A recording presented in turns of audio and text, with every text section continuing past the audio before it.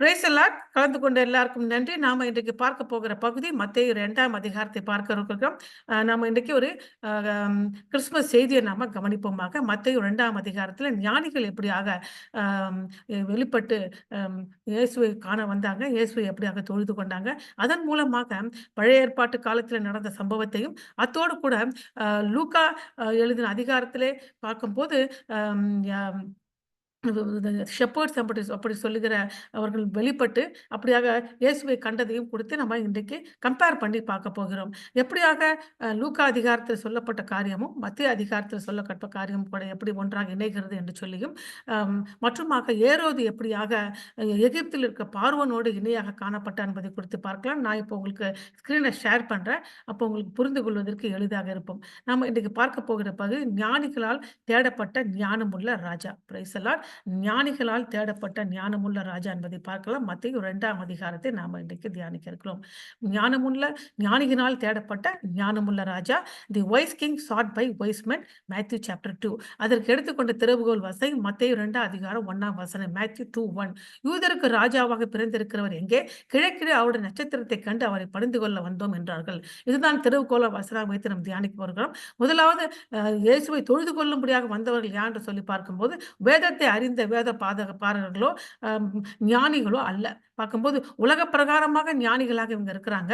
வேதத்தின் பிரகாரமாக ஞானிகள் அப்பொழுது எருசலேம்ல அநேகர் இருந்தாங்க. பெத்லகேம்லயும் இருந்தாங்க. அங்க எல்லா இடத்துலயும் அவங்க காணப்பட்டாங்க. நான் யாருமே இயேசுவை தேடி அவரை வணங்குவதற்காக வரவில்லை. மாறாக யார் தேடி வராங்கன்னு பார்க்க, கிழக்கில் இருந்து அவர் நட்சத்திரத்தை கண்டோம், பணிந்து கொள்ள வந்தோம் என்று சொல்லி ஞானிகள், அந்த ஞானிகள் உலக பிரகாரமான ஞானிகளா இருக்காங்க. வேதத்தின்படி அறியாதவர்களாக இருக்கிறாங்க. அப்போ கிழக்கிலிருந்து அப்படின்னு சொல்லு, கிழக்கில ஒரு நட்சத்திரத்தை கண்டோம் என்று சொல்கிறார்கள். கிழக்கு என்று எப்பொழுதும் நீங்க பார்க்கும்போது வேதத்திலே ஆரம்பத்திலேருந்து பாருங்க, அம் நம்ம ஆதாம் ஏவாள் கிட்டேருந்து பார்க்கும்போது, அவர்கள் பாவம் செய்த பொழுது, தேவனுக்கு கீழ்ப்படியாத பொழுது, அவர்கள் ஏதேன் தோட்டத்தை விட்டு அப்புறமாக வெளியே அனுப்பப்பட்டு கிழக்கிலே அனுப்பப்பட்டார்கள். கிழக்கிலே அனுப்பப்பட்டார்கள் என்று சொல்லப்படுகிறது. அதே மாரி காயின் அப்படியாக தன்னோட சகோதரனாக ஆபிலை கொலை செய்த பிறகு, அவனும் கிழக்கின் பிரகாரமாகவே அனுப்பப்பட்டு போய்விட்டான் என்று பாருகிறது. அப்போ கிழக்கு என்று சொல்லி பார்க்கும் பொழுது, தேவ தண்டனை பெற்றவர்கள் அனுப்பப்படுகிற ஒரு இடமாகவே கிழக்கு காணப்படுகிறது. அப்படியாக கிழக்கிலே ஒரு நட்சத்திரத்தை கண்டு அங்கிருந்து அந்த ஞானிகள் புறப்பட்டு வருகிறார்கள். அப்படி என்றால் இவர்கள் எல்லாம் பார்க்கும்போது பாவத்திலே வீழ்ச்சி அடைந்து தேவனால் புறக்கணிக்கப்பட்டவர்களாக இருட்டிலே இருக்கிற ஜனங்கள். இவர்கள் நட்சத்திரம் வெளிப்பட்டதை கண்டு வெகு தூரம் பிரயாசப்பட்டு இயேசுவை காண வருகிறார்கள். நீங்கள் நானும் கூட ஒரு காலகட்டத்திலே இருளிலே உட்கார்ந்திருந்தோம். பாவத்திலே கடந்தோம். நமக்கு உண்மையுள்ள தேவன் யார் என்று நிச்சயமாகவே தெரியாது. அப்படிப்பட்ட நம்மளை ஆண்டவர் என்ன செய்தார் பார்க்கும்போது, ஏற்ற நேரத்திலே அவராகவே நம்மை அழைத்துக் கொண்டு அவர் பக்கத்திலே கொண்டு வந்து அவரே தேவன் என்பதை உணர்த்தினாரு. அநேக ஞானிகள் இருக்காங்க. அநேகர் இந்த உலகத்தில காணப்படுறாங்க. எல்லாரையும் விட்டு ஆண்டவர் இருட்டிலே அமர்ந்திருந்த நம்மளை, பாவத்திலே மூழ்கி இருந்த நம்முடைய ஆத்துமாவை இழுத்துக் கொண்டு போனார். அதே தான் நாம இன்றைக்கு பார்க்க போகிறோம். எப்படியாக ஞானிகளாக இருந்தவர்கள், உலக பிரகாரமான ஞானத்தில் நிறைந்தவர்கள், வேதத்தின் அறிவு சிறிது கூட இல்லாதவர்களாக இருப்பினும், அவர்கள் பல மைல் தூரமாக அழைத்து வரும்படியாக தேவன் ஒரு நட்சத்திரத்தை காண்பித்து அழைத்து வந்தும், அபரிமிதமாக அற்புதமாக அவர்களை பாதுகாத்து, அவர்களை இயேசுவை காண செய்ததும், அவர்கள் இயேசுவை வணங்கினதும், அவர்கள் கொண்டு வந்திருந்த பொக்கிஷத்தை இயேசுவுக்கு அர்ப்பணித்ததையும் நம்ம இன்றைக்கு பார்க்க போகிறோம். ஞானிகளுக்கு அநேக பொக்கிஷங்கள் கையில இருந்துச்சு. பொன் அ ப க ச அப்படி என்று சொல்லி காணப்படுகிற அந்த காலத்தில இந்த வாசனை திரவியங்கள் மிகுந்த விலையேற பெற்றது. அவையெல்லாம் ரொம்ப காஸ்ட்லி. அது சில பேர்கிட்ட தான் அது இருக்கும். பணக்காரன் கிட்ட தான் அது இருக்கும். அதை அவர்கள் அந்த இயேசுவுக்கு அதை அர்ப்பணிக்கிறதா காணப்படுகிறது.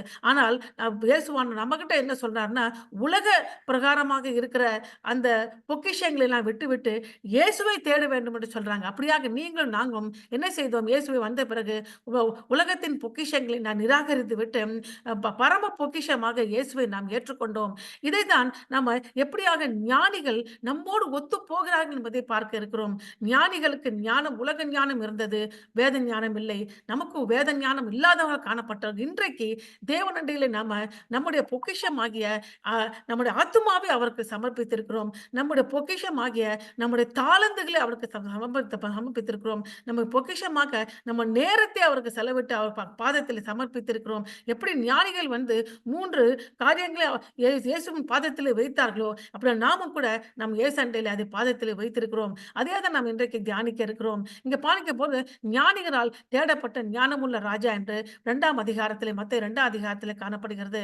அதிலே பார்க்கும்போது ஞானிகள் வருகை முதலாவது இருக்கிறது. அப்புறம் எகிப்துக்கு தப்பிச்சு போறாங்க. யார் தப்பிச்சு போறாங்க?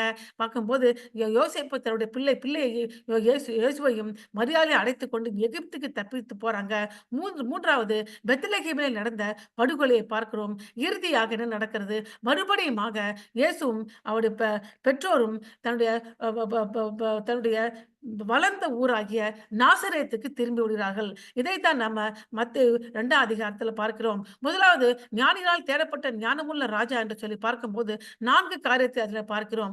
முதலா அதில எதை பார்க்கிறோம் என்று பார்க்கும்போது, அ ஏரோது ராஜாவுடைய துரோகத்தையும், முரண்பாட்டையும் அதே டயத்தில ஞானிகள் உண்மையாக சென்று தேவனை வழிபடுவதும் ஆகிய ஒரு முரண்பாட்டை நம்ம பார்க்க முடிகிறது. 2வது ப ப அதாவது பிரதான ஆசாரியர்களும் வேத பாரர்களும் அ அ அலட்சியப்படுத்திய ஒரு காரியத்தையும் பார்க்கும்போது, இந்த ஞானிகள் சென்று இந்த இயேசுவை தேடி அவர் வணங்கினதை வெளிப்பட்டதை அறிந்து கொண்டதையும் வணங்கினதையும் பார்க்கிறோம். இயேசு வெளிப்படுவார், மசியா வெளிப்படுவார் என்று வேதத்தை நன்காக அறிந்திருந்தும், அவர்கள் அதை அலட்சியப்படுத்தினாங்க. அதை அவர்கள் கொண்டு சென்று அந்த பிறந்த பிள்ளையை பார்க்காதபடிக்கு அதை நிராகரித்து விட்டார்கள்.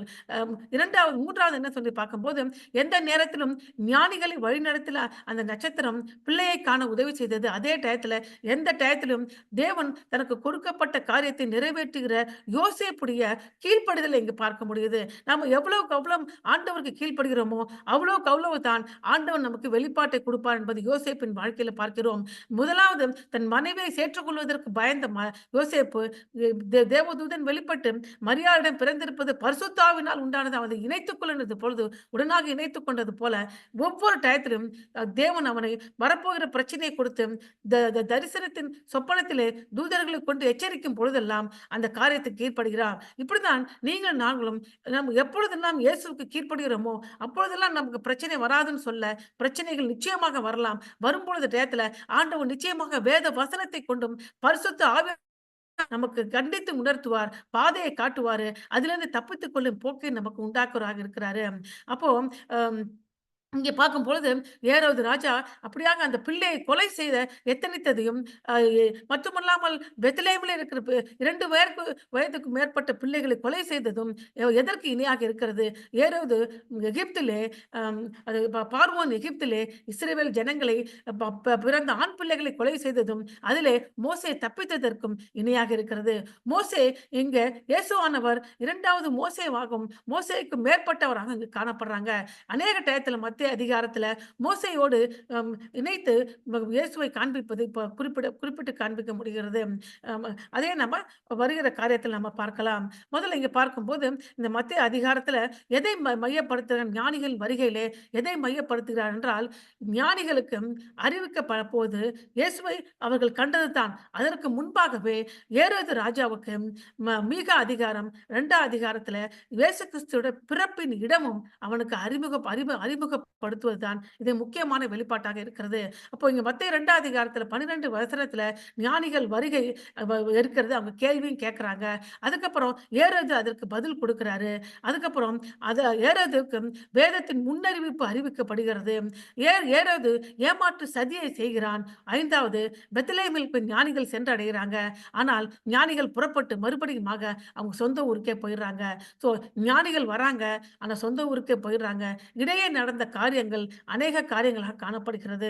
இங்க முதலாவது ஞானிகள் வருகையும் கேள்வியும் மத்தேயு 2:1-2 ஏரோது ராஜாவின் நாட்களில் யூதாவிலே பெத்லெகேமில் இயேசு பிறந்த பொழுது கிழக்கே இருந்து சாஸ்திரிகள் எருசலேமுக்கு வந்தாங்க. யூதருக்கு ராஜாவாய் பிறந்திருக்கிறவர் எங்கே? கிழக்கில் அவருடைய நட்சத்திரத்தை கண்டு அவரை பணிந்து கொள்ள வந்தோம் என்றாங்க. இதுல ஞானிகள் வருகையின் கேள்வியும் மட்டும் இல்லாமல் நமக்கு அநேக கேள்விகள் இதில் ஏற்படுகிறது. இங்க இடத்துல தெளிவாக சொல்லப்படுகிறது, இயேசு பெத்லெகேமிலே பிறந்து விட்டார் என்று.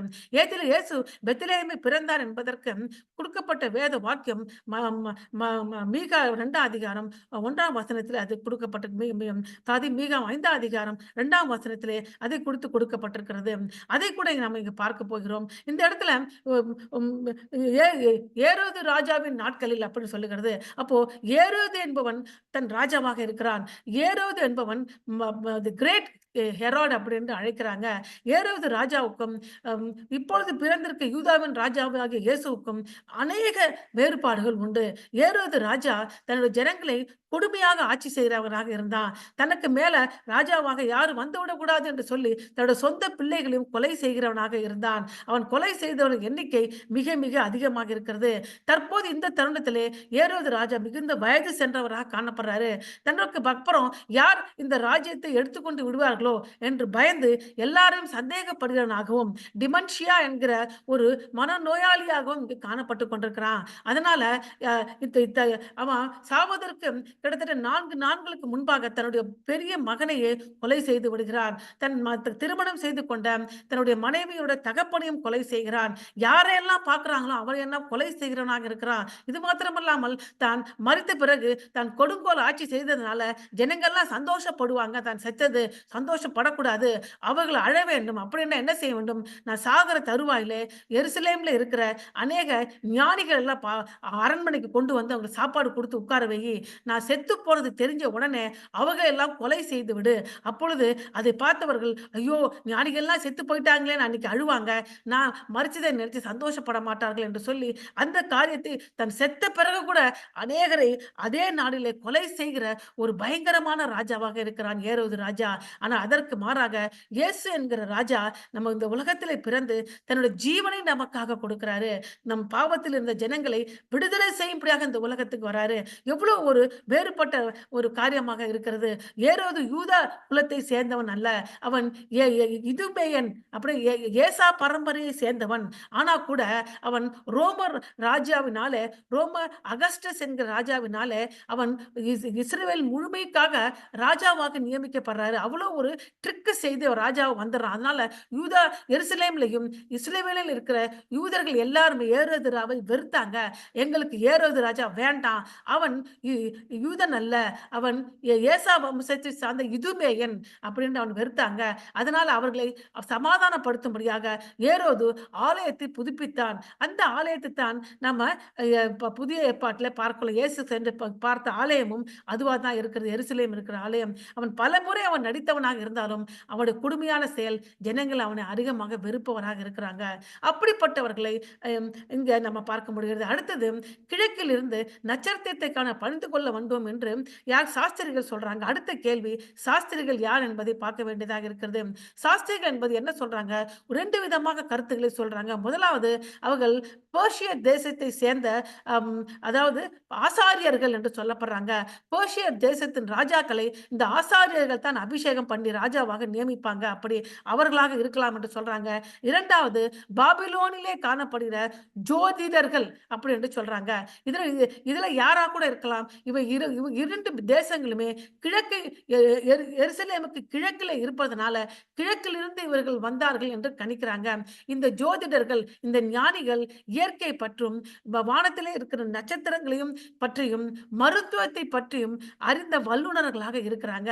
அடுத்த கேள்வி பார்க்கும்போது யூதருடைய ராஜா எங்கே என்று ஒரு கேள்வியை கேட்கிறாங்க. யூதருடைய ராஜா என்கிற காரியம் இறுதியாக இயேசுவை அப்படியாக பிலாத்து விசாரிக்கும் பொழுது கேட்கிறாரு, நீ யூதருடைய ராஜாவா என்று கேட்கிறாங்க. லூக்கா 23 அதிகாரத்துல ஆம் நீ சொன்ன பிரகாரம் நம்ம யூதருடைய ராஜா என்று இயேசு அங்கு வெளிப்படுத்துகிறாரு. அது மத்தேயு 27 அதிகாரத்தில். அது மாத்திரமல்லாமல் இயேசு சிலுவையிலே மரித்த பொழுது அவர் சிலுவையில் மேலே ஒரு பலகை எழுதி அதுல தொங்க விடுறாங்க. அந்த பலகையில இயேசு யூதருக்கு ராஜா என்று எழுதப்பட்டிருக்கிறது. கொஞ்சம் யோசிச்சு பாருங்க. எந்த கேள்வியோடு யூதர்கள் வராங்களோ அந்த கேள்விக்கான பதில் இயேசு விசாரிக்கப்படும் போது வெளிப்படுகிறது. இயேசு மரித்த சிலுவையிலே அதற்கான பதில் தொங்க வைக்கப்படுகிறது. அடுத்தது இந்த நட்சத்திரம்னா என்ன அப்படின்னு நீங்க தெரிந்து கொள்ள வேண்டும். அதற்கு அநேகர் பல வியாக்கியானங்களை கொடுக்கிறாங்க. நட்சத்திரம் என்பது உண்மையான நட்சத்திரமா அப்படின்ற ஒரு கேள்வி இருக்கிறது. அடுத்தது அல்லது அது வியாழன் கிரகம் சேட்டன் அப்படின்னு சொல்லுவோம். வியாழன் கிரகம் பெரும்பாலும் அரசர்கள் பிறப்புடன் தொடர்புடையதாக இருக்கிறது. ஒருவேளை அது வியாழன் கிரகம் கிரகமாக ஜொலித்திருக்கலாம். அதாவது சேட்டன் அப்படி என்று சொல்லி சாட்யூன் என்று சொல்லுகிற கிரகம் அப்படி என்று சொல்லி கருதுகிறாங்க. அது நட்சத்திரம் இல்ல. அது வியாழன் கிரகம் என்று கருதுகிறார்கள் சில பேர். இல்லன்னா வேற என்ன சொல்றாங்க, அது மீன் அடையாளத்திலே வியாழன் மற்றும் சனி ஆகிய கிரகங்கள் இணைந்திருப்பதனால் ஒரு மீன் அடையாளம் காணப்பட்டுச்சு. அதைத்தான் அ அவர்கள் நட்சத்திரம் என்று சொல்றாங்கன்னு சில பேர் சொல்றாங்க. அல்லன்னா அது ஒரு வால் நட்சத்திரம். வானத்திலிருந்து அந்த வால் நட்சத்திரம் விழும்பொழுது, எரிகற்கள் விழும்பொழுது, அப்படியாக எரிஞ்சுகிட்டே விழுந்தத அவர்கள் பார்த்து எருசலேமை நோக்கி வந்தார்கள். அப்படி என்று சொல்றாங்க. ஏது எப்படி ஆகும்? ஒன்று மட்டும் தெளிவாக இருக்கிறது. தேவனே அந்த நட்சத்திரத்தை அனுப்பினார். எப்படி இஸ்ரவேல் ஜனங்கள் வனாந்தரத்திலே வழிநடத்துவதற்கு ஒரு மேகமும் தம்பும் அக்கினி ஸ்தம்பமும் முன்பாக கடந்து போனதோ, அப்படியாக இப்போ புறஜாதிகளாகிய இருக்கிற இந்த இந்த ஞானிகளுக்கு வழிநடத்தும்படியாக ஆண்டவர் நட்சத்திரத்தை அனுப்பினார் என்பது தெளிவாக இருக்கிறது. அது தேவனால் அனுப்பப்பட்ட ஒரு வழிநடத்துதலாகத்தான் காணப்படுகிறது. அடுத்தது இயேசுவின் பிறப்போடு ஞானிகள் எப்படி நட்சத்திரத்தை ஒன்றாக இணைக்கிறாங்க. நட்சத்திரம் காணப்பட்டுச்சு. ஓகே. அதனால இயேசு தான் பிறந்தாரு. யூதருடைய ராஜா தான் பிறந்திருக்கிறாரு.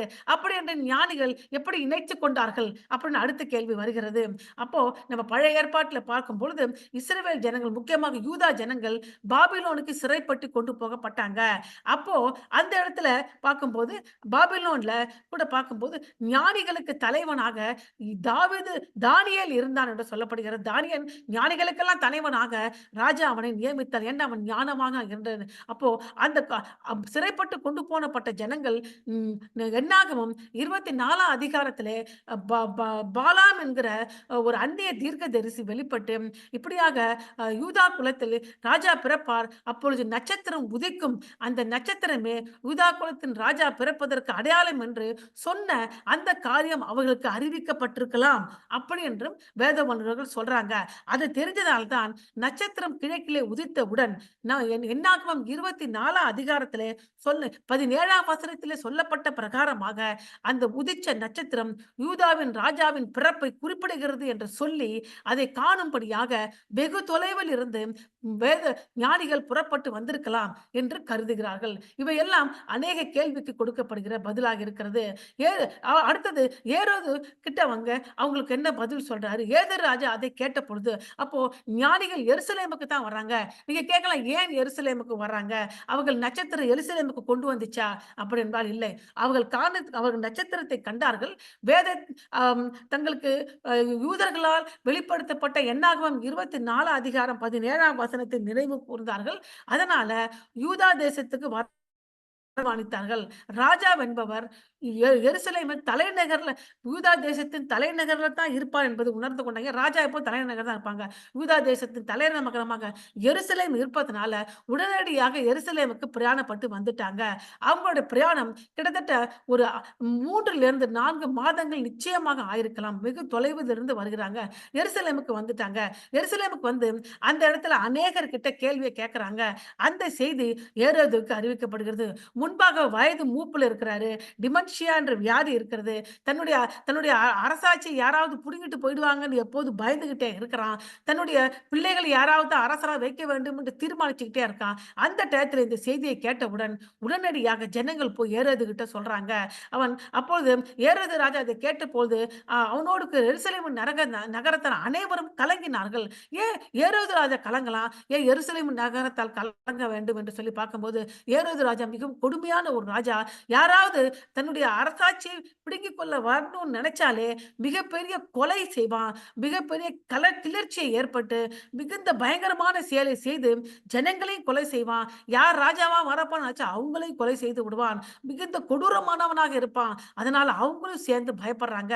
பாருங்க, உலகத்துக்கு நற்செய்தியை அறிவிக்கும்படியாக இயேசு பிறந்திருக்கிறாரு. இயேசுவானவர் நற்செய்தியை உலகத்தை அறிவிக்கும்படியாக பிறப்பார் என்று சொல்லி தேவதூதர்கள் முதலாவது சகரியாவுக்கு சொன்ன போதும் அவன் மிகவும் பயப்பட்டாரு.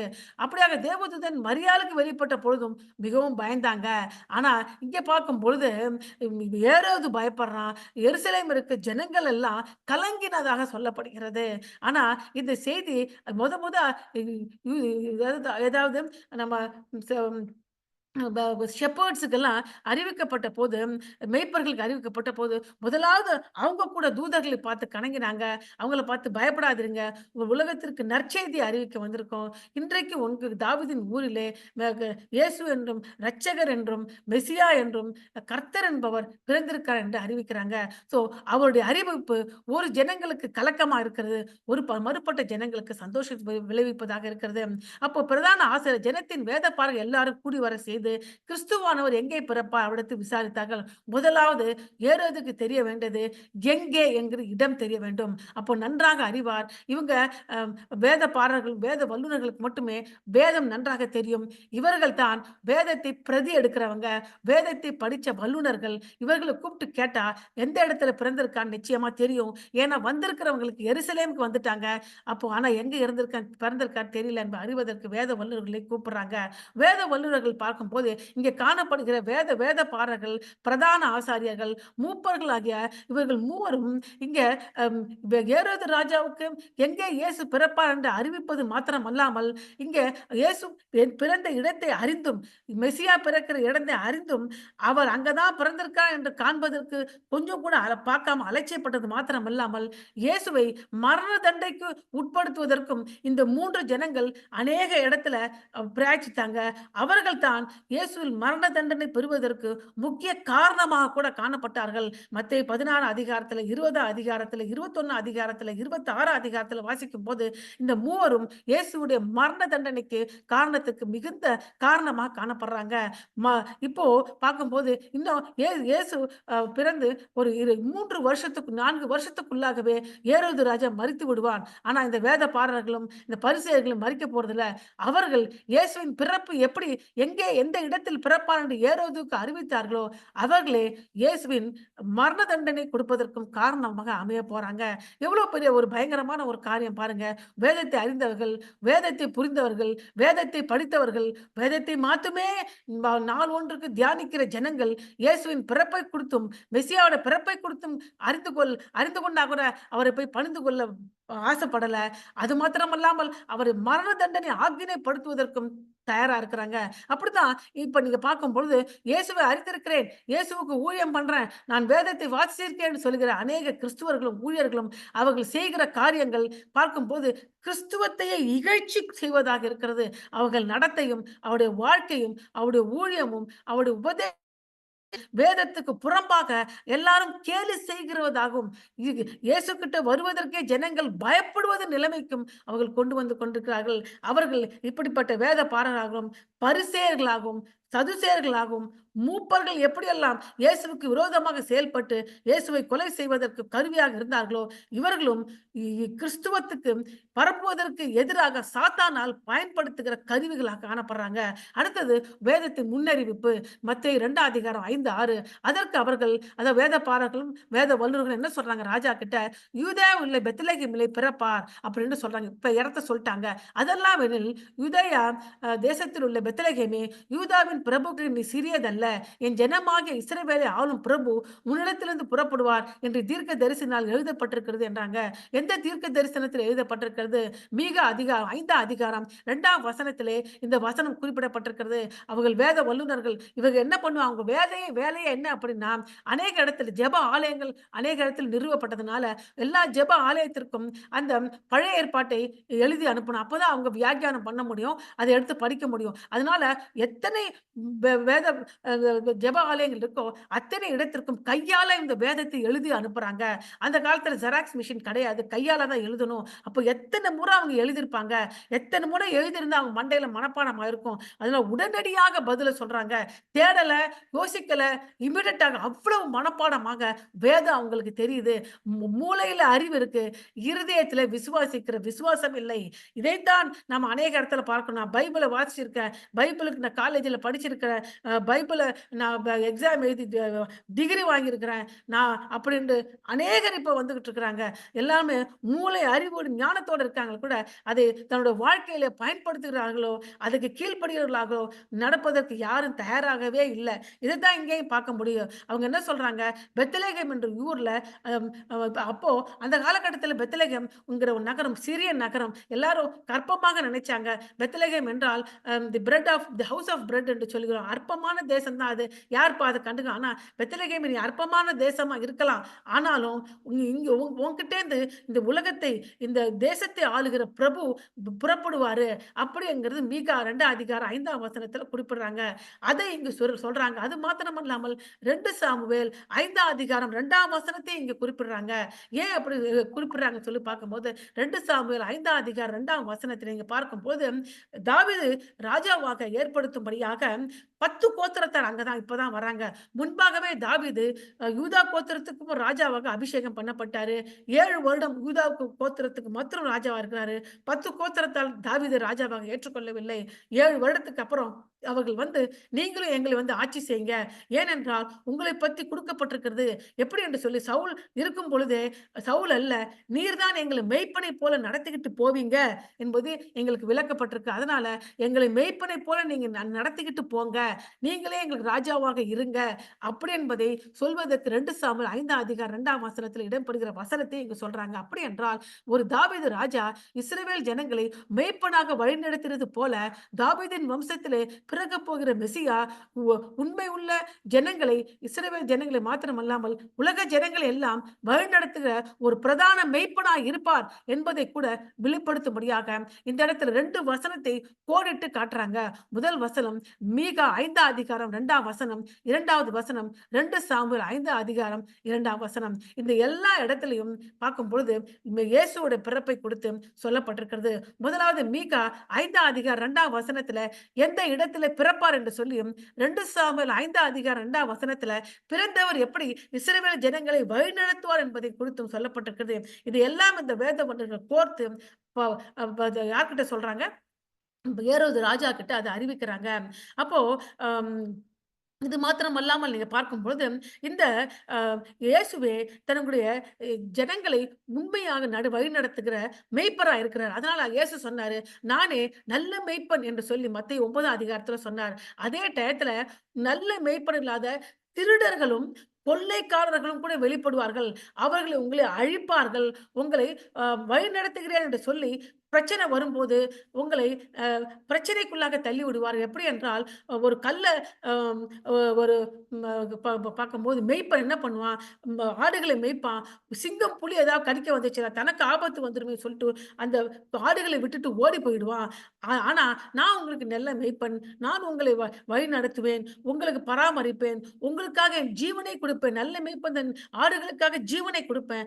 நல்ல என்னுடைய ஆடுகள் சத்தத்துக்கு செவி கொடுக்கும். அப்படியெல்லாம் தன் மேய்ப்பன் என்றும், ஜனங்களே தன்னுடைய உபதேசத்தை கேட்கிறவர்கள் ஆடுகள் என்றும், தன் ஆடுகளோட பேரை நான் அறிந்திருக்கிறேன் என்று சொல்லும் அநேக உவமைகள் இயேசு கிறிஸ்து மேய்ப்பனாக தன்னை வெளிப்படுத்துகிறாரு. இப்ப பேதுரு இயேசுவை அதாவது பிரதான மேய்ப்பர் என்று சொல்லுகிறாரு. இப்படியாக அம் நல்ல மேய்ப்பன் என்றும், பெரிய மேய்ப்பன் என்றும், பிரதான மேய்ப்பன் என்றும் இயேசுவானவர் புதிய ஏற்பாட்டிலே விவரிக்கப்படுகிறாரு.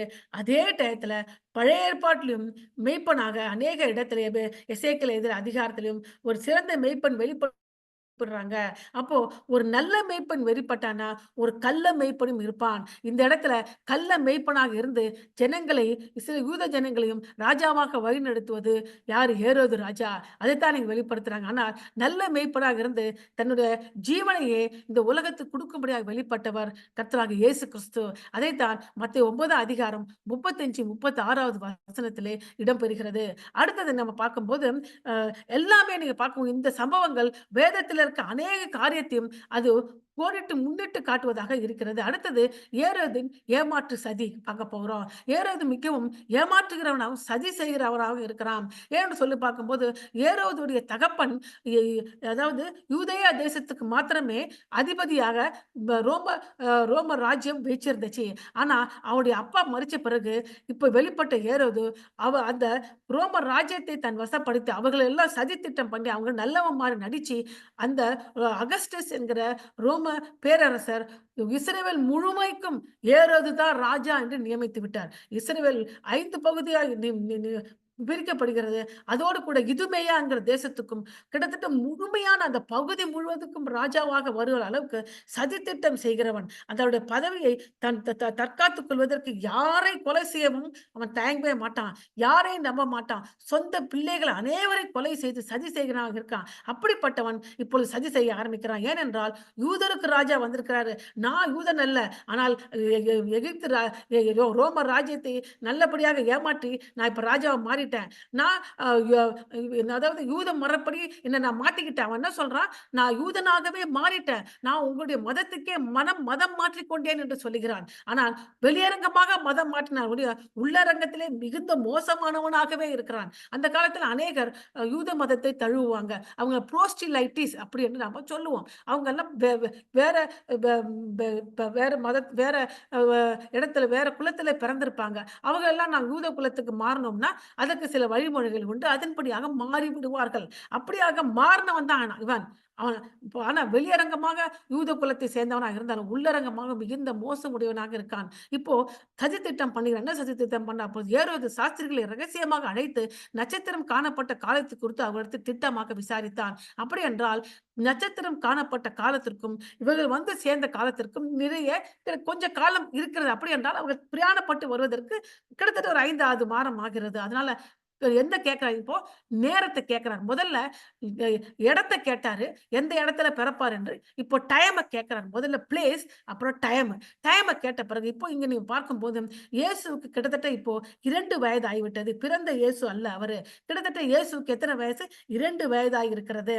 நீங்கள் போய் பிள்ளையை குறித்து திட்டமாய் விசாரியுங்கள். நீங்கள் அதை கண்ட பிறகு நானும் அதை வந்து பணிந்து கொள்ளும்படி. சோ பணிந்து கொள்ளும்படி ஞானிகள் வந்தது அவரை பணிந்து கொள்ளும்படியாக. அப்போ நீங்க கேட்கலாம், அவர்கள் பொலிட்டிக்கலா பணிந்து கொள்ளும் வந்தாங்களா? நிஜமாகவே இவர் மெசியா, இவர் இரட்சகர் என்று பணிந்து கொள்ள வந்தார்களா? இப்ப 2 கேள்விகள் வெளிப்படுகிறது. முதலாவது, ஒரு ராஜாவுக்கு கொடுக்க வேண்டிய மகிமையை செலுத்தும்படியாகத்தான் அவன் பணிந்து கொள்வதற்கு கடந்து வந்தாங்க. ஆனால் கடந்து வந்த பாதையிலே அவர்கள் சந்தித்த அநேக அற்புத செயல்கள் அவளை ஆச்சரியப்படுத்தி, இவர் உண்மையான தேவன் என்பதை நம்ப பண்ணினது. அதைத்தான் அதன் பிரகாரமாக இறுதியாக இயேசுவை பாலகனை கண்டவுடனே சாஷ்டாங்கமாக விழுந்து அவரை பணிந்து கொள்கிறாங்க. அந்த காலத்துல ராஜாவை வணங்கும் போது சாஷ்டாங்கமா முகம் குப்புற விழுந்து வணங்க மாட்டாங்க. முட்டிக்கால் போட்டு அவங்க ராஜாவை வருக பணிந்து கொள்வாங்க. ஆனா சாஷ்டாங்கமாக விழுவது தேவனை தான் வணங்குவார்கள். அவங்க சாஷ்டாங்கமாக விழுந்து வணங்குறதை பத்தி பார்க்கும்போது உண்மையாகவே இது உலக இரட்சகர், உண்மையாகவே உலகத்தின் ராஜா என்று இறுதியாக நம்பிட்டாங்க. அதனால அவங்க என்ன சொல்றாங்க? நீங்கள் போய் பிள்ளையை குறித்து திட்டமாக விசாரியுங்கள். நீர் அதை கண்ட பிறகு நானே அதை பணிந்து கொள்ளும்படி எனக்கு அறிவியுங்கள் என்று சொல்லி அவர்களை பெத்லகேமுக்கு அனுப்பினாங்க. பணிந்து கொள்வது அப்படின்னு சொல்லி பார்க்கும்போது பாவியாகிய ஸ்திரீ கூட வந்து பார்க்கும்போது இயேசு கிறிஸ்துவும் சிமியோன் ஒரு பரிசேயருடைய வீட்டுல விருந்து சாப்பிட்டுக்கிட்டு இருக்கும்போது இந்த பாவியான ஸ்திரீ டக்குன்னு உள்ள வந்து யாரும் தெரியாம கண்கள்ல கண்ணீர்னால இயேசுவின் பாதத்தை கழுவி தன்னுடைய தலைமயிரினால் துடைத்து அதிலே தன்னுடைய வாசனை திரவியத்தை ஊற்றி அவளை பணிந்து கொண்டாள் என்று காணப்படுகிறது. அதே மாதிரி பார்க்கும் பொழுது பிசாசு பிடித்த மகளை சுகப்படுத்துங்க இயேசுவே என்று அந்நிய ஸ்திரீகள் இயேசு கிறிஸ்து பின்னாடி ஓடி ஓடி வந்து கூட நான் இஸ்ரவேல் ஜனங்களுக்காக வந்த ஆடுகளுக்காக வந்து உனக்காக அல்லன்னு சொன்னபோது இருந்தா கூட பரவாயில்ல மேஜையிலே துணிக்கையாக நாங்க தின்போமே அப்படி சொன்ன உடனே அவள் உடனே பணிந்து கொண்டாள். உடனே அந்த பிசாசு அவளை விட்டு நீங்கியது. இப்படியாக பணிந்து கொள்ளுதலை பார்க்கும்போது முக்காவாசி டயத்துல புறஜாதிகளும் பாவிகளுமே முதலாவது இயேசுவை பணிந்து கொண்டாங்க. அப்படிதான் இங்க பாருங்க சாஸ்திரிகள் வேத வல்லுநர்கள் யாருமே பணிந்து கொள்ள வரல. இந்த டயத்துல பணிந்து கொள்றேன்னு சொல்ற இவனும் ஏமாற்றுக்காரனாக இருக்கிறான். பணிந்து கொள்வதற்கு அல்ல, இயேசுவை கொலை செய்வதற்கு. இப்படிதான் பணிந்து கொள்கிறேன் என்று வருகிறவர்கள் கூட அநேகர் உண்மையாக இயேசுவை அறிவிப்பவர்களா போது அவர்கள் தங்களுக்காகவும் தங்கள் சுயநலத்திற்காகவும் தன்னுடைய பெருமைக்காகவும் எப்படியாவது காசு சம்பாதிக்க வேண்டும் இவர்களை ஏமாற்றி என்று சொல்லி அநேகர் இப்பொழுது பணிந்து கொள்ளும்படியாக வந்துட்டு இருக்காங்க. அதனால கள்ள தீர்க்க தரிசிகள் யாரு, கள்ள போதகர்கள் யாரு, கள்ள மேய்ப்பர்கள் யார் என்பதை நாம் அறிந்து கொள்ள வேண்டியது அவசியமாக இருக்கிறது. இந்த இடத்துல கொலை செய்யும்படியாக பணிந்து கொள்ள வேண்டும் என்று சொல்லி அவன் திட்டம் தீட்டி சொல்றாரு. நீங்களும் என்கிட்ட வந்து சொல்லுங்க, நான் வந்து திருப்பி அங்க போய் நான் பணிந்து கொள்கிறேன் சொல்லி அவர்களை பெத்லகேமுக்கு அனுப்பினார். இப்போ இதுவரைக்கும் இன்னைக்கும் அந்த சாஸ்திரிகளுக்கு எங்க போகணும்னு தெரியல. அப்படியே அவங்க உட்கார்ந்துட்டு இருக்கிறாங்க. அவங்கள தனியா உட்காத்தி வச்சுட்டு, அவங்க போய் சாஸ்திரிகள்ட்ட வேத வல்லுவர்ட்ட பேசிட்டு வந்து திருப்பி வந்துட்ட சொல்றான். பெத்லகேம் அவங்க ஒண்ணுமே சொல்லல. சாஸ்திரிகள கேட்டேன், அங்க கேட்டேன்லாம் சொல்லல. பெத்லகேம்ல இருக்கார் நான் கேள்விப்பட்டேன். நீ அங்க போ என்று சொல்லி அனுப்பி விடுகிறார். பெத்லகேமில் ஞானிகள் காணப்படுறார். இப்பொழுது அவங்க என்ன செய்வதுன்னு தெரியவில்லை. அரண்மனை விட்டு வெளில வர்றாங்க. பெத்லகேம் என்று நகரம் தெரிஞ்சு. பெத்லகேம்ல போய் எத்தனை பிள்ளைங்க இருப்பாங்க? எத்தனை வீடுகள் இருக்கும்? நாம் எப்படி தேடப் போகிறோம் என்ற கவலையோடு வெளில வரும்பொழுது, ராஜா சொன்னதை அவர்கள் கேட்டு போகையில், இதோ அவர்கள் கிழக்கிலே கண்ட நட்சத்திரம் பிள்ளை இருந்த ஸ்தலத்தில் வந்து நிற்கும் வரைக்கும் அவர்களுக்கு முன் சென்றது. அவர்கள் நட்சத்திரத்தை கண்டபோது மிகுந்த ஆனந்த சந்தோஷம் அடைந்தார்கள். ஹல்லேலூயா! மிகுந்த ஆனந்த சந்தோஷம் அடைந்தார்கள். இதற்கு முன்பாக யார் இப்படி ஆனந்த சந்தோஷம் அடைந்தார்கள் என்று சொல்லி பார்க்கும்போது, மேய்ப்பர்கள் சி தூதன் நமக்கு வெளிப்பட்டு, இன்றைக்கு தாவீதின் ஊரிலே உங்களுக்கு கிறிஸ்து இரட்சகர் தேவன் கர்த்தர் பிறந்திருக்கிறார் என்று சொல்லி வெளிப்பட்டு அடையாளத்தை காண்பிச்சு பிள்ளையை முன்னே துணிக்கையில சுற்றி முன்னணியில கிடைத்திருக்க காண்பீர்கள் அப்படி அந்த அடையாளத்தை காமிச்ச போது உடனே போய் பார்த்து அதை பார்த்து யார் சந்தோஷம் மிகுந்த ஆனந்த சந்தோஷம் அடைந்தார்கள். மேய்ப்பர்கள் ஆனந்த சந்தோஷம் அடைந்தார்கள். அந்த செய்தியை இருக்கிற எல்லாருக்கும் அறிவிச்சு ஆனந்த சந்தோஷம் அடைந்தவர்களாக திரும்பி போனாங்க அப்படின்னு அடுத்தது இப்பொழுது ஆனந்த சந்தோஷம் யார் அடைகிறாங்கன்னு சொல்லி பார்க்கும்போது வேத வேதத்தை அடைந்த வேத வல்லுநர்களும் வேத பாரர்களும் பெத்லகேமிலே பிறந்தார் என்று அறிந்தும் அவர்கள் சந்தோஷப்பட்டதாகவோ மகிழ்ச்சி அடைந்ததாக தெரியல. மாறாக நட்சத்திரத்தை கண்டபோது மிகுந்த ஆனந்த சந்தோஷம் அடைந்தார்கள். அப்போ இனி இந்த நட்சத்திரம் ஒருவேளை நட்சத்திரமாக கிழக்கிலே வெளிப்பட்டுச்சு ஒரு அடையாளமாக. இப்பொழுது அற்புத விதமாக வழி நடத்தும்படியாக இந்த நட்சத்திரத்தை ஆண்டவர் அனுப்புகிறாரு. இப்படிதான் நம்முடைய பாதையில கூட வழி தெரியாத நேரத்துல புரியாத காலகட்டத்துல ஆண்டவர் நம்மளை நிச்சயமாக இந்த வேத பாடல்களை நடத்தினது போல இந்த ஞானிகளை நடத்தின போல நம்மளை நடத்துவார். அவர்கள் வந்து வீட்டுக்குள் பிரவேசித்து அப்போ அவர்கள் அந்த நட்சத்திரம் நடக்கிறது. நட்சத்திரம் எங்க வந்து நிக்குது? அந்த பிள்ளை இருந்த வீட்டிலே வந்து நட்சத்திரம் நின்று விட்டது. அவர்கள் அந்த வீட்டுக்குள் பிரவேசித்து பிள்ளையும் அதன் தாயாகிய மரியாளையும் கண்டு சாஷ்டாங்கமாய் விழுந்து அதை பணிந்து கொண்டு தங்கள் பொக்கிஷங்களை திறந்து பொன்னையும் தூபவர்க்கத்தையும் வெள்ளை பொறுத்து அதுக்கு காணிக்கையாக வைத்தார்கள். அப்போ சாஷ்டாங்கமாக விழுகிறாங்க அப்படி என்றால் அப்பதான் நமக்கு தெரிந்து கொள்ள வேண்டும். உண்மையாகவே இவன் தேவனை வணங்குவதற்காக மாறிவிட்டாங்க. ஒரு ராஜாவை பணிந்து கொள்ளும் வந்தவர்கள் இப்பொழுது ஒரு பெரிய உண்மை உள்ள இரட்சகரை தேவனை மெசியாவை கண்டுவிட்டோம் என்று சாஷ்டாங்கமாக விழுந்து அவர்கள் பணிந்து கொண்டதை நம்ம பார்க்க முடிகிறது. சாஷ்டாங்கமாக விழுந்து அதுக்கு காணிக்கையை வைத்தார்கள் என்று சொல்லப்பட்டு என்னென்ன வைத்தார்கள் என்னென்ன காரியங்களை வைத்தார்கள் பொன்னை வைத்தார்கள். பொன்னை யாருக்கு கொடுப்பாங்க? ராஜாவுக்கு கொடுப்பாங்க. தூபவர்க்கத்தை வைத்தார்கள். தூபவர்க்கம் எதை குறிக்கிறது? கிறிஸ்துவுடைய அதாவது தெய்வத்துவத்தை குறிப்பிடுகிறது. இப்ப தூபவர்க்கம் என்று சொல்லி பார்க்கும் போதும் வெள்ளை போலம் என்று சொல்லி பார்க்கும்போது ரெண்டுமே இந்த வாசனை திரவியங்கள் தான். அவ வந்து ஒரு மரத்திலிருந்து அந்த திரவியம் கம்பு மாதிரி வெளில போடும் அதை எடுக்கிறாங்க. தூப வர்க்கம் அரேபியாவிலும் இருக்கு, இந்தியாவிலும் காணப்படுகிறது. வெள்ளை போலம் அரேபியா, இந்தியா, எகிப்து ஆகிய அநேக இடத்திலே காணப்படுகிறது. ஆனா இந்த தூப வர்க்கத்தை பார்க்கும் பொழுது எதுல போடுவாங்கன்னா, அதை அந்த ஒயின் அப்படி சொல்லி திராட்சை ரசத்திலே அத கொஞ்சம் கலப்பாங்க. அ அ அப்போ இயேசுவுடைய அம் அந்த தெய்வத்துவத்தை காண்பிக்கும்படியாக, இயேசு இந்த உலகத்திலே 100% அ மனுஷனாகவும் பொறந்தாரு. 100% தேவனாகவும் வெளிப்பட்டாரு. அப்போ இப்படி இந்த அ அ அவருடைய பிறப்பு நம்ம என்ன சொல்லுவோம் ஹைப்போஸ்டாட்டிக் யூனியன் அப்படி என்று சொல்லுவோம். அதாவது ஒரு ஒரு கலவையிலே நீங்க ஒரு திராட்சை ரசம் இருக்கு. அதுல தண்ணீர கலந்தீங்கன்னா என்ன ஆகும்? அப்போ தண்ணி 40% இருக்கு. திராட்சை ரசம் 50, 60% இருக்குன்னு சொல்லுவோம் இல்லையா? அப்படி அல்ல.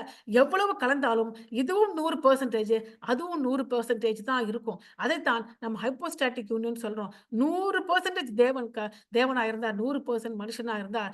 ஆகவே தூப வர்க்கம் எதை வெளிப்படுத்துகிறது? இயேசு கிறிஸ்துவுடைய ம் அ சி அதாவது தெய்வத்துவத்தை வெளிப்படுத்துகிறது. வெள்ளை புலம் எதற்கு வெளிப்படுத்துகிறது? அவர் மரணத்தை கொடுக்கிறது. ஏனென்றால் ஒருவர் மரிச்சார்ன்னா, அந்த வெள்ளை புலத்தை உடம்புல பூசி சுற்றி அதை அடக்கம் பண்ணுவாங்க. இதை 3 இதை குறிப்பிடுவதாக சொல்றாங்க. அப்போ அது மாத்திரம் இல்லாமல் சாலமோன் ஆனவன் ஞானியாக இருந்ததுனால, வெ அநேக ஷேபா ஸ்திரீ கூட அநேக பொக்கிஷத்தோடு உலகத்தில் இருக்க அநேக ஞானவான்கள்லாம் பொக்கிஷத்தோடு எடுத்துட்டு வந்து சாலமோனை வந்து தரிசிக்க வந்தார்களாம். அதை சங்கீதம் 72ல நம்ம பார்க்க முடிகிறது. அதே மாரி 1 ராஜாக்கள் புஸ்தகத்துல அத நம்ம பார்க்கிறோம். அத சாலமோன் பார்க்கும்போது இயேசு கிறிஸ்துவுக்கு அடையாளமா இருக்கிறாரு. இயேசுவை பார்க்க வந்தவர்கள் கூட இப்படிப்பட்ட பொக்கிஷத்தோடு வந்து பார்க்குறாங்க. அது மாத்திரம் அல்லாமல் எதிர்காலத்திலே இப்படி அந்நியர்கள் ராஜாக்கள் வந்து இது சீயோன் நகரத்தில இருக்கிறவர்களுக்கு பொக்கிஷத்தை வழங்குவார்கள். பொக்கிஷமே பொக்கிஷத்தோடு வந்து அவர்கள் பார்ப்பார்கள் என்று ஏசாயா 60 அதிகாரம் 6ஆம் வசனத்திலும், வெளிப்படுத்தல் 21 அதிகாரத்திலும் நமக்கு வெளிப்படுத்தப்படுகிறது. இவர்கள் வந்து ஞானிகள் வந்து கொடுத்த அந்த பொக்கிஷம் சாதாரணமானதல்ல. பார்ப்பதற்கு சாதாரணமாக இருக்கலாம். அது இயேசுவுடைய யார் என்பதையும், அவருடைய ஊழியத்தையும், அவருடைய மரணத்தையும் குறிப்பிடுகிறது. அது மாத்திரமல்லாமல் எப்படியாக சாலமோனுக்கு பொக்கிஷத்தோடு வந்து அவருடைய ஞானத்தை பார்த்து கேட்கும்படியாக வந்தார்களோ, அப்படியாக இயேசுவை பார்க்க வந்திருக்கிறார்கள். வருங்காலத்தில் இப்படியாக பொக்கிஷத்தோடு கூட புறஜாதிகள் ராஜாக்கள் எருசலேம் கண்டையிலே இது கொண்டு வரப்படுவார்கள் என்பதை குறித்தும் இது வெளிப்படுத்துவதாக இருக்கிறது. அதுக்கப்புறம் என்ன பண்றாங்க? ஞானிகள் புறப்பாடு பார்க்கலாம். மத்தேயு 2:12 பின்பு அவர்கள் ஏரோது இடத்துக்கு திரும்பி போக வேண்டாம் என்று சொப்பனத்திலே தேவனால் எச்சரிக்கப்பட்டு வேறு வழியாக தங்கள் தேசத்துக்கு திரும்பி போனாங்க. இந்த இடத்திலும் அவங்க எல்லா இடத்துக்கும் கீழ்ப்படுகிறதுனால ஒருவேளை கொஞ்சம் யோசிச்சு பாருங்க. இவர்கள் எருசலேமுக்கு போயிருந்தா முதலாவது இவங்கள கொலை செய்திருப்பான். ஏன்னா நாங்க போய் பார்த்துட்டு வந்தோம்னு இவன் மூலமா யாருக்கும் தெரியக்கூடாது. முதல்ல இவங்கள தான் கொலை பண்ணியிருப்பான். அதுக்கப்புறம் நேரா போய் அந்த இயேசுவையும் அவர் பெற்றோரையும் கொலை செய்திருப்பான். இவர்கள் எல்லாரையும் இப்ப ஆண்டவர் காப்பாற்ற வேண்டும். ஏனென்றால் இவர் தேவனுக்கு கீழ்ப்படுகிறவர்கள் அதே டயத்துல பிறந்த மெஸ்ஸியாவை காப்பாற்ற வேண்டும். அதனால ஏரோதுக்கு போக வேண்டாம் என்று சொப்பனத்திலே அவர் எச்சரிக்கப்பட்டு வேறு வழியாக எருசலேமுக்கு போகாம வேறு வழியா திரும்பி போயிட்டாங்க. அப்போ இங்க பார்க்கும்போது அ இந்த அம் இப்போ இந்த இந்த இந்த இடத்துல நம்ம பார்க்கும்பொழுது, இயேசு கிறிஸ்து இந்த ஞானவான்களை குறித்தும் மத்தேயு 11 அதிகாரத்திலே சொல்றாரு. என்ன சொல்றாருன்னு சொல்லி பார்க்கும்போது, உலகத்தில் ஞானிகளுக்கெல்லாம் என்னை பற்றி வெளிப்படுத்தாமல், பைத்தியமானவர்களுக்கு என்னை பற்றி வெளிப்படுத்தினாரு. அது மாத்திரமல்ல, பாரம் சுமக்கிற யாவரும் என்னிடத்தில் வாருங்கள், நான் உங்களுக்கு இளைப்பாறுதல் தருவேன் என்று இயேசு கிறிஸ்து இந்த ஞானவான்களை ஒ உதாரணமாக வைத்து, தன்னுடைய கடைசியாக தன்னுடைய சீஷர்கள்கிட்ட பேசும்போது, அப்படியாக வெளிப்படுத்துகிறாரு. இந்த ஞானவான்களை கொடுத்து இங்க மட்டும் என்ன பண்ணவில்லை, அநேக இடத்துல இயேசு கிறிஸ்துவும் தன்னுடைய ஊழியத்திலே இதை குறித்து வெளிப்படுத்துகிறாரு. அடுத்தது என்ன ஆகுதுன்னு பார்க்கும்போது, பிள்ளையை எடுத்துக்கொண்டு எகிப்துக்கு கடந்து போறாங்க. இது எதற்கு அடையாளமாக இருக்குன்னு பார்க்கலாம். மத்தேயு 2 அதிகாரம் 13-15 அவர்கள் போன பின்பு கர்த்தருடைய தூதன் சொப்பனத்திலே யோசேப்புக்கு காணப்பட்டு, ஏரோது பிள்ளைகளை கொலை செய்ய தேடுவான். அதனால் நீ அப்போ இந்த இடத்துல பார்க்கும்போது யோசேப்புக்கு கர்த்தருடைய தூதன் வெளிப்படுறார். நீ எழுந்து பிள்ளையை அந்த தாயையும் கூட்டிக்கொண்டு எகிப்துக்கு ஓடி போய் நான் உனக்கு சொல்லும் வரைக்கும் அங்கே இருங்கிறாரு. இதுவரை யோசேப்புக்கு எத்தனை முறை தேவன் வெளிப்பட்டார் என்று சொல்லி பார்க்கும்போது, முதலாவது மரியாதை இணைத்துக் கொள்ளும்படியாக வெளிப்படுறாரு. 2வது எங்க வெளிப்படுறாரு? இந்த இடத்துல வெளிப்படுறதா காணப்படுது. எங்க வெளிப்படுறாரு? சொப்பனத்திலே காணப்பட்டு ஏரோது பிள்ளையை கொலை செய்ய போறாரு. அதான் நீ உடனே எகிப்துக்கு ஓடி போய் இடத்த கூட சொல்றாரு. கூட்டிக்கொண்டு எகிப்துக்கு ஓடி போய் நான் சொல்லும் வரைக்கும் அங்கே இரு. இந்த டயத்துல எந்த இடத்தை விட்டு எங்க போகணும், எப்ப திரும்பி வரணும் அப்படி என்பதை குறித்தும் யார்ட்ட சொல்றாங்க? யோசேப்புக்கு அறிவிக்கப்படுகிறது. இந்த யோசேப்பு எதற்கு உதாரணமா இருக்காருன்னா, பழைய ஏற்பாட்டிலே இருக்கிற யோசேப்புக்கு உதாரணமா இருக்காரு. யோசேப்பு கூட ஆண்டவர் தரிசனத்தின் மூலமா அநேக காரியத்தை வெளிப்படுத்தினாரு. யோசேப்பு தான் கண்ட தரிசனத்தை தன் சகோதரர்ட்ட சொல்லும்பொழுது முதல்ல அவன பகைத்தாங்க, வெறுத்தாங்க. பெற்றோர்கிட்ட சொன்னா கூட அவங்களும் இவன திட்டினாங்க. அதுக்கப்புறம் ஜெயில்ல தள்ளப்படுகிறான். எகிப்திலே கிடக்கிறான். எல்லாமே எகிப்து தான். எகிப்திலே கிடக்கிறான். எகிப்திலே அப்போ ஒரு தரிசனத்தை வியாக்கியானம் செய்ததன் மூலமாகவே அந்த அந்த சிறைச்சாலையில வந்த ஒருத்தன் ராஜா கிட்ட அதை அறிவிக்கிறாரு. ராஜாவுக்கு சொப்பனம் வந்தபோது உடனே யோசேப்புக்கு அறிவிக்கப்படுறாங்க. யோசேப்பு வெளியில வந்து ராஜாவுடைய இந்த சொப்பனத்தை விவரிச்சு காமிக்கிறார். அதனால ராஜாவுக்கு அடுத்த நிலையில யோசேப்பு உயர்த்தப்படுறாரு.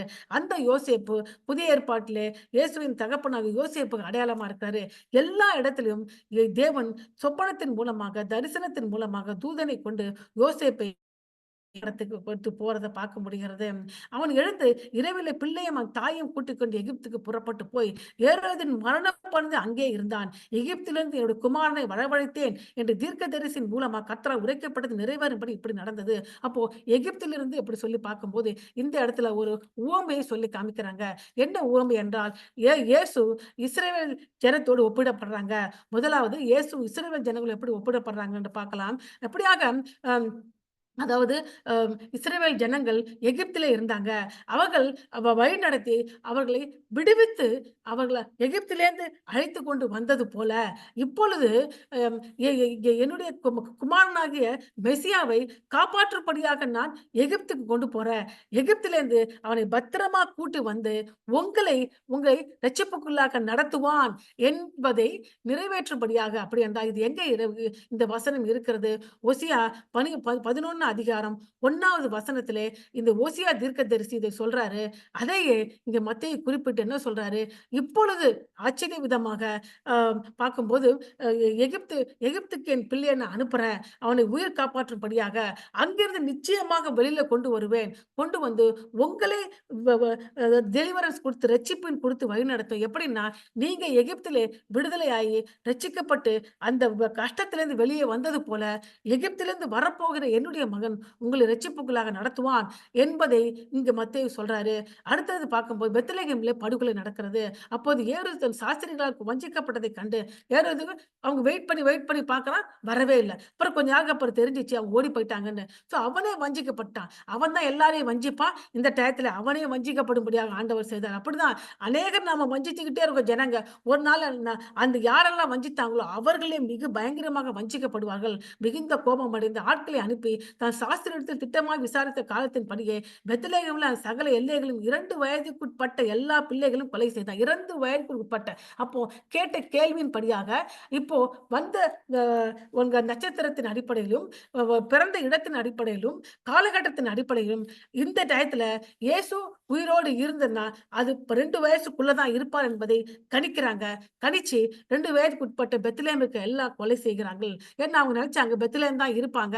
அவங்களுக்கு தெரியாம அங்க இருப்பாங்க. நான் கொலை செய்து விடலாம் அப்படின்னு கொலை செய்றாங்க. அவனுக்கு எப்படி தெரியும்? தேவன் அதுக்கு முன்பாகவே வெளிப்பட்டு இம்மீடியட்டாக எ எ சாஸ்திரிகள் போன அன்னைக்கு நைட்டே சாஸ்திரிகள் ஒரு பக்கம் போனாங்க.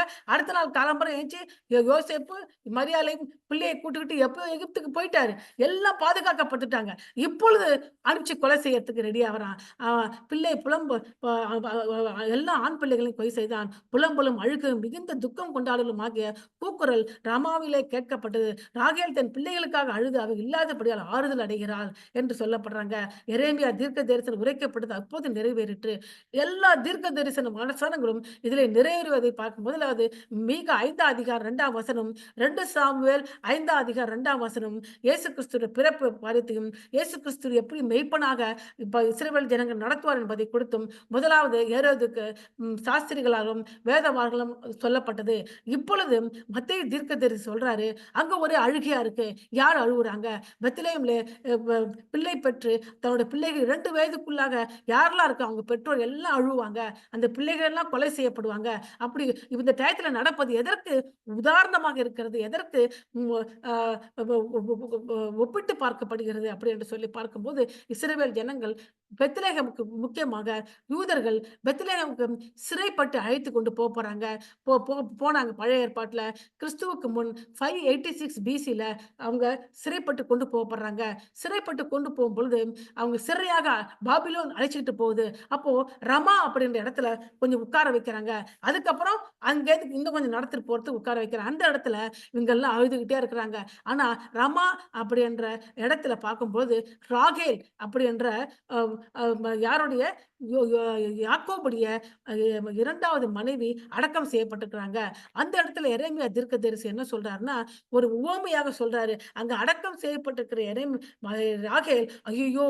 என்னுடைய பிள்ளைகள் எல்லாம் இப்படியாக அ சிறைப்பட்டு போறாங்களே சிறைப்பட்டு போறாங்களே!" அப்படி என்று அவர்கள் அழுவார்கள் என்று எரேமியா தீர்க்கதரிசி இஸ்ரவேல் ஜனங்களுக்கு நடக்கப் போகிற கஷ்டத்தை குறித்து எரேமியா 31 அதிகாரம் 15வது வசனத்துல அங்க குறிப்பிடுறாரு.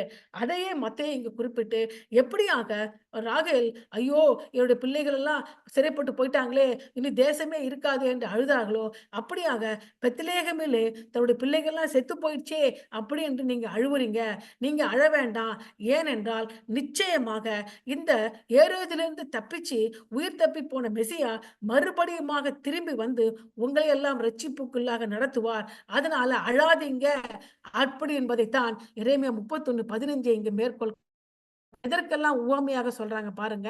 இஸ்ரவேல் ஜனங்கள் சிறைப்பட்டு போறாங்க.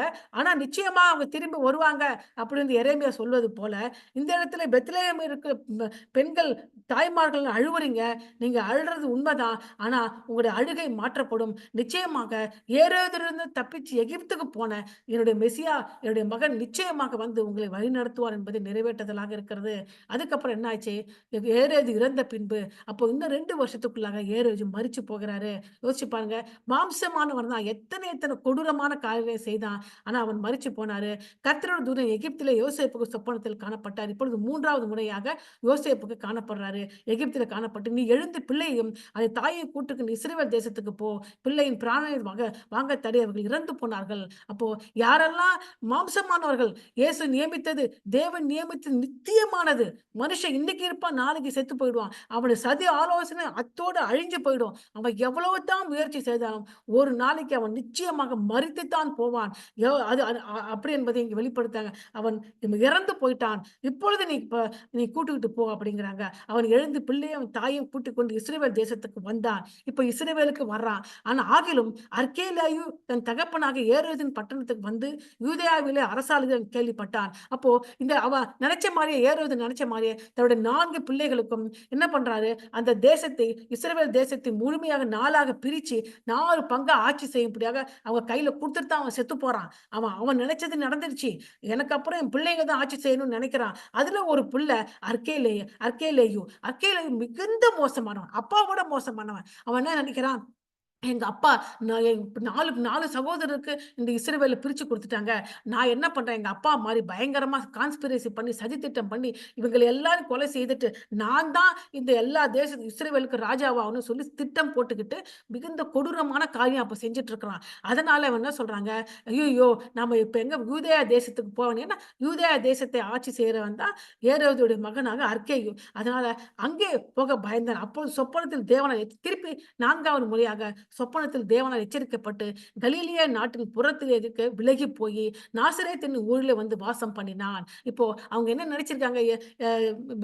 யோசேப்பும் மரியாளும் நம்ம திருப்பி பெத்லெகேம்ல வேணா எருசலேம்ல போய் இருக்கலாம். அல்லது பெத்லெகேம்ல அதாவது யூதேயாவுல தான் பெத்லெகேமும் இருக்கு. எருசலேம் இருக்கு. நம்ம நாசரேத்துக்கு போ வேண்டாம். நம்ம பெத்லெகேம்ல இருக்கலாம் அல்லது எருசலேம்ல இருக்கலாம். அவங்க நினைச்சுக்கிட்டு அங்க நோக்கி வர்றாங்க. மறுபடியுமாக எச்சரிக்கப்பட்டு இங்க வேண்டாம். நீங்க நாசரேத்துக்கு போங்க. நாசரேத்துக்கு விலகி போனார்கள். நசரேயன் எனப்படுவார் என்ற தீர்க்கதரிசி உரைக்கப்பட்டது நிறைவேறும்படி இப்படி நடந்தது. நசரேயன் அப்படின்னு எங்க இருக்கிறது அப்படின்னு சொல்லி பார்க்கும்போது, ம் ந ஏசாயா 11 அதிகாரம் 1ஆம் வசனத்திலே கிளை என்பவர் எழும்புவார். அந்த கிளை என்பவர் யார் என்று சொல்லி பார்க்க ஈசாயின் அடிமரத்திலிருந்து கிளை என்பவர் எழும்புவார். கிளை அப்படி என்றால் எபிரேய மொழியிலே நசர் என்று அர்த்தம். நசர் எப்படி என்றால் கிளை. கிளை என்பது எதை குறிப்பிடுகிறது? ஈசாயின் அடிமரத்தில் இருந்து ஈசா என்பவர் யாரு? தாவீதினுடைய தகப்பன். அப்போ தாவீதின் வம்சத்திலிருந்து கிளையாக எழும்பப் போகிற மெசியா எழும்புவார் என்பதை ஏசாயா 11 அதிகாரம் 1ஆம் வசனத்தில் ஏசாயா தீர்க்க தரிசனமாக சொல்றாரு. அதன் அடிப்படையிலே நசர் என்கிற பிரான்ச் அப்படி என்கிற கிளையாக இருந்தாலும் நாசரேத் என்று அழைக்கப்படுகிற கிளை என்று அழைக்கப்படுகிற அந்த இடத்திலிருந்து யார் புறப்படுவாரு? மெசியா புறப்படுவார். அப்படி என்கிற தீர்க்க தரிசன வசனம் இங்கு நிறைவேறும்படியாக மறுபடியுமாக அவர் நாசரேத் ஊர்ல போய் வாசம் செய்கிறாரு. இப்போ அநேக வாக்குத்தத்த வசனங்கள் இந்த காரியத்திலே நிறைவேறியதை பார்க்க முடிகிறது. அப்போ நம்முடைய வாழ்க்கையிலே ஆண்டவர் கொடுத்த வாக்குத்தத்தங்களை நிறைவேற்ற அவர் வல்லவராய் இருக்கிறாரு. ஒரு சிறிய காரியம் தான், ஒரு சிறிய பகுதி தான். ஆனா அதுல மத்தேயு சுவிசேஷம் பார்க்கும்போது அநேக காரியங்கள் இதை கோடிட்டு காண்பிக்கிறாரு. நம்ம ராகேலை குறித்து சொல்றாரு. அ இஸ்ரவேல் ஜனங்கள குறித்து சொல்றாரு. ஏரோதை குறித்து சொல்றாரு. மோசேக்கு உதாரணமாக காமிக்கிறாங்க. அப்புறம் வந்து நசர் அப்படிங்கிற காரியத்தை கொடுத்தும் அநேக காரியத்தை கொடுத்தும் இங்கே வெளிப்பாடு கொடுக்கப்பட்டிருக்கிறது. யாருக்கு? ஒரு உலக ஞானத்தை பெற்றும், வேத ஞானத்தை பெற்றுக்கொள்ளாத புறஜாதிகளாக இருக்கிற ஞானிகளுக்கு இதெல்லாம் வெளிப்படுத்துகிறாரு. உங்களுக்கு எனக்கும் அதை வெளிப்படுத்துகிறாரு. நாம ஞானிகளைப் போல இருட்டுல அமர்ந்த ஜனங்களா இருக்கலாம். ஜனங்கள் அதேபோல கிழக்கிலே துரத்தப்பட்டவர்கள் தேவனால் தண்டிக்கப்பட்டு துரத்தப்படுறாங்க. அத நாம கூட ஒருவேளை தேவனால் பாவம் செய்ததுனால தண்டிக்கப்பட்டவர்களாக இருக்கலாம். எப்படிப்பட்டவர்களாக இருப்பினும் நம்ம ஆண்டவர் தன்னண்டையிலே இழுத்துக் கொண்டாரு. இயற்கைக்கு அப்பாற்பட்ட விதத்திலே நம்மை தம்மண்டையில இழுத்துக்கொண்டாரு. இப்பொழுது ஒரு பிரதான மேய்ப்பனாக நம்மளை வழிநடத்திக்கிட்டே இருக்காரு. பிரச்சனைகள், வேதனைகள், கஷ்டங்கள் வரும்பொழுது யோசேப்பை மூலமாகவும் வழிநடத்தி வ வேறு ஞானிகளுக்கு பிரச்சனை வராமல் அவர்களை வழிநடத்தி, மெசியா என்கிறவருக்கு உயிர் தப்பிக்கும்படியாக யோசேப்பை பயன்படுத்தி மெசியாவை காப்பாற்றி, மெசியாவுடைய வாழ்க்கையை ஒரு தேவ திட்டம் இந்த உலகத்திலே படிப்படியாக நிறைவேற்றி கொடுத்த நம்முடைய கர்த்தராகிய இயேசு கிறிஸ்து நிச்சயமாக என்னையும் உங்களையும் வழிநடத்த வல்லவரா இருக்கிறாரு. நம்ம செய்ய வேண்டியதெல்லாம் ஒண்ணே ஒண்ணுதான். ஒரு அம் ஞானிகளைப் போல நாம் அவரை சாஷ்டாங்கமாக விழுந்து பணிந்து கொள்ள வேண்டும். தேவனை உண்மையாக ஆராதிப்பது என்ன? அப்படி என்று இயேசு கிறிஸ்து சமாரியஸ்தருக்கு சொல்றார். ஆவியோடும் உண்மையோடும் தேவனை ஆராதிக்க வேண்டும். தேவன் ஆவியா இருக்கிறார். அந்த ஆராதனையே உண்மையான ஆராதனையா இருக்கிறது. ஆவியோடும் உண்மையோடும் தேவனை ஆராதிக்க வேண்டும் என்றால், நீங்க ஆண்டவருக்கு உண்மையா இருக்கணும். தவறு செய்தீங்கன்னா, உங்க தவறை ஆண்டவர்கிட்ட ஒப்பு கொடுத்து, நான் செய்தது தவறு ஆண்டவரே மன்னியுங்கள் என்று மன்னிப்பு கேட்டு, ஆவியில் அந்த உண்மையோடும், ஆவியோடு நீங்க ஆண்டவரை ஜெபிக்க வேண்டும். ஆவியினோடு ஜெபிக்கும் பொழுது, உண்மையோடு ஜெபிக்கும் பொழுது, அது உண்மையான ஆராதனையா இருக்கிறது. உங்களை நீங்கள் முழுமையாக அ ம உண்மையான ஆராதனை என்பது ஜீவ பலியாக உங்களுக்கு தேவனுக்கு ஒப்பு கொடுத்து, நீங்கள் ஆராதிக்க வேண்டும். ஜீவ பலியாக ஒப்புக் கொடுக்கிறதுன்னா, நம்ம ஆவி, ஆத்மா, சரீரங்களை நம்ம தேவனுக்கு படைக்க வேண்டும். எந்த விதமான பாவ செயல்கள் இருப்பினும் அதை சுட்டெரித்தவர்களாக ஜீவ பலியாக ஒப்புக் கொடுத்து தேவனுக்கு ஆராதனை செய்ய வேண்டும். அடுத்த ஆராதனை நம்முடைய பொக்கிஷங்களை எல்லாம் அவர் பாதத்திலே சமர்ப்பித்து நம்ம ஆராதனை செய்ய வேண்டும். உலக பொக்கிஷங்களை எல்லாம் நாம் விட்டவர்களாக நம்ம பரலோகத்திலே நமக்கு பொக்கிஷத்தை சேர்த்து வைக்கிறவர்களாக தேவ வசனத்துக்கு கீழ்ப்படிந்து, தேவ வார்த்தையின்படி நடந்து, தேவனுக்காக நம்முடைய தாளந்துகளையும், நேரங்களையும், நம்முடைய பணங்களையும் அவருக்கு சமர்ப்பித்து ஆண்டவரை ஆராதிக்க வேண்டும். அப்படி ஆராதிக்கும்போது ஞானிகளை வழிநடத்தின அதே தேவன் நிச்சயமாக உங்களை என்னையும் வழிநடத்துவாராக. கலந்து கொண்ட அனைவருக்கும் நன்றி. கர்த்தர் தாமே இந்த செய்தியை ஆசீர்வதிப்பாராக. நீங்க எங்க தூரத்தில் இருந்தாலும் ஞானிகளை நினைச்சு பாருங்க. ஆண்டவர் உங்களை ஒருபொழுதும் கைவிடுகிற தேவன் அல்ல. நான் உங்களுக்காக ஜெபிக்க விரும்புகிறேன். கலந்து கொண்ட அனைவருக்கும் நன்றி. ஆமென்.